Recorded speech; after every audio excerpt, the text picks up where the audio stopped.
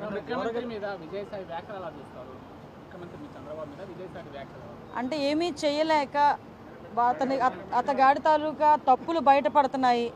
ఏదైతే అతగాడు ఆ పోర్టుని 6,000 కోట్ల రూపాయలు ఉన్న పోర్టుని 594 కోట్ల రూపాయలకి ఎలాగైతే పీకల మీద కత్తిపెట్టి రాయించుకున్నాడో ఆ విషయాలన్నీ ప్రజలకు తెలియజేయడం అయింది.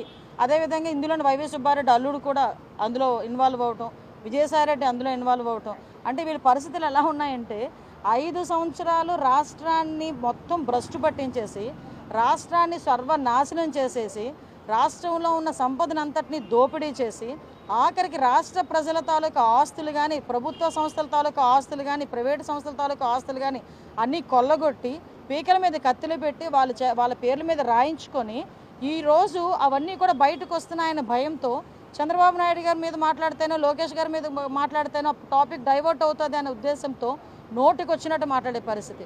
నేనేమంటానంటే ఒకళ్ళ గురించి మాట్లాడేటప్పుడు 2 రకాలుగా ఆలోచించుకోవాలి. అవతల వ్యక్తి స్థాయి, అవతల వ్యక్తి వయసు, అట్ ద సేమ్ టైం మన స్థాయి, మన వయసు, 2 కూడా ఆలోచన చేసుకోవాలి ఒక రాజకీయ నాయకుడు మాట్లాడేటప్పుడు. అటువంటిది అతని స్థాయి, అతని వయసుని మర్చిపోయి ఏదో నోటికి వచ్చినట్టు చిల్లరగా తిరిగే వాళ్ళు మాట్లాడినట్టు కూడా సొసైటీలోకి ఒక రెప్యుటేషన్ పోస్ట్లో ఉండి మీడియా ముందు మాట్లాడేటప్పుడు కూడా నోటికి వచ్చినట్టు మాట్లాడడం అనేది అతని తాలూకా దాన్ని ఏమంటారంటే నైతికతకి మనం ఒక వదిలేయాలి, అదొక నిదర్శనంగా మనం భావించుకోవాలి. అట్ ద సేమ్ టైం నేనేమంటానంటే ఈరోజు నువ్వు ఎన్ని రకాలుగా చంద్రబాబు నాయుడు గారిని తిట్టు, చంద్రబాబు నాయుడు గారి మీద బురద జల్లు, పవన్ కళ్యాణ్ గారికి మాకు ఏదో మధ్యలోని చిచ్చు పెట్టాలని ప్రయత్నం ఎన్ని చేయి, కానీ నిన్ను మాత్రం వదిలిపెట్టేది లేదు. ఆ విషయం మాత్రం మర్చిపోమాక. ఎంతమంది మీదకి నువ్వు వెళ్ళి ఎన్ని బురద జల్లాలని ప్రయత్నం చేసినా రేపొద్దు నా గురించి నువ్వు ఎన్ని మాట్లాడినా కూడా నేను కూడా భయపడేది ఏం లేదు. ఎందుకంటే ఈరోజు ప్రజల సొమ్ము తిన్నావు, ప్రజల సొమ్ము తిన్నారు మీరు అందరూ కలిపి.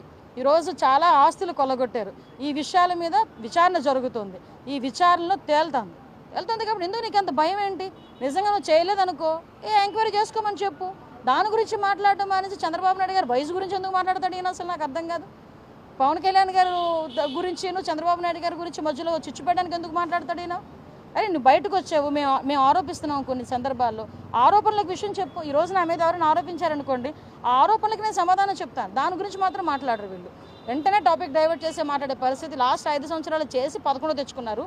మళ్ళీ ఈ 5 సంవత్సరాలు ఇదే కనుక చేస్తే ఆ 11 కూడా రావు గ్యారంటీగా. రేషన్ మాఫియాకి సంబంధించి ఏర్పాటు చేసినటువంటి సిట్లో వైసీపీతో అండగాగిన డిఎస్పీలో ఉన్న విమర్శలు వస్తున్నాయి. ఏమన్నా మరి రీషఫ్లింగ్ చేయబోతున్న మార్పులు?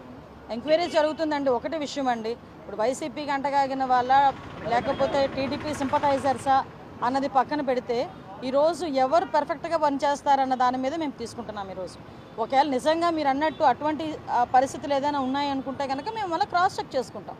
క్రాస్ చెక్ చేసుకుని మళ్ళీ తిరిగి ఏం చేయాలని మేము చేసుకుంటాం. ఓరుగడ్డ అనిల్ లాంటి వాళ్ళకి రాజమర్యాదలు కల్పించారు, మన చట్టాన్ని కొట్టేశారు. ఎందుకంటే వైసీపీ వాళ్ళకి ఈ విధంగా జైలులో రాజమర్యాదలు ఎందుకు? పోలీస్ డిపార్ట్మెంట్లో ఇంకా ప్రక్షాళన జరగాల్సిన అవసరం ఉందా సార్? ఒకటి ఏంటంటే లాస్ట్ టైం అంటే ఈ విషయం నేను మాట్లాడాలి. ఎందుకంటే చాలామంది అఫీషియల్స్ని వీళ్ళు బెదిరించారు. ఎంతలా బెదిరించారంటే పర్సనల్గా కూడా బెదిరించే పరిస్థితులు వచ్చినాయి. అంటే కింద స్థాయి ఆఫీసర్ నుంచి పై స్థాయి ఆఫీసర్ వరకు కూడా విపరీతంగా బెదిరించి వ్యవస్థను భ్రష్టు పట్టించారన్న సంగతి మీకు తెలుసు, నాకు తెలుసు, ప్రజలందరికీ కూడా తెలుసు. దట్స్ వై ప్రజలు ఒక మంచి నిర్ణయం తీసుకున్నారు. ఈరోజు మమ్మల్ని అధికారంలో కూర్చోబెట్టారు. నేనేమంటానంటే బోర్గడ్డ అని ఆడి పేరు ఎత్తడానికి కూడా చాలా చిరాగ్గా ఉంటుంది. అటువంటి వ్యక్తులకి ఏదో అంటగాగుతున్నారు అని చెప్పి, అంటే పోలీసులు ఏదో రాచమర్యాదలు చేస్తున్నారు అన్న విషయం అయితే ఆరోపణలు అయితే వచ్చినాయి.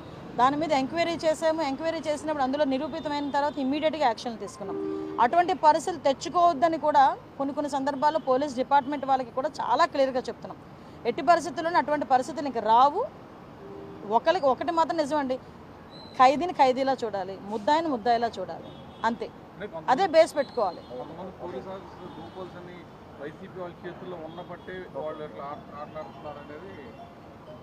అచ్చా ఏమో మరి మీరు అన్నది వైసీపీ పోలీసుల తాలూకా లూప్ హోల్స్ నిజంగా బయటకు వచ్చినాయి అనుకోండి. బయటకు వచ్చినాయంటే డెఫినెట్గా వాటి మీద చర్యలు ఉంటాయి. డెఫినెట్గా మేము ఎంక్వైరీ చేస్తాం. ఒకటండి, తప్పు చేసినోడు ఏ డిపార్ట్మెంట్లోనూ వదిలే ప్రసక్తి లేదండి. అది ఏ పార్టీ వాడైనా వదలము, ఏ డిపార్ట్మెంట్లో ఉన్నా వదలము. అది మాత్రం క్లియర్. దీని గురించి దాన్ని కూడా రాద్ధాంతం చేయడానికి చాలామంది ప్రయత్నం చేస్తున్నారు. ఒకటైతే నిజం, బోర్గడ్డ అనిల్ అనే వ్యక్తిని ఎన్ని రకాలుగా అంటే వాళ్ళు ఏదో బోర్గడ్డ అనిల్కి రాచమర్యాదలు చేశారని వీళ్ళందరూ అనుకుంటున్నారు. కానీ అక్కడ యాజ్ టీజ్గా ఎలాగ యాజ్ పర్ నామ్స్ అయితే అలాగే జరుగుతుంది.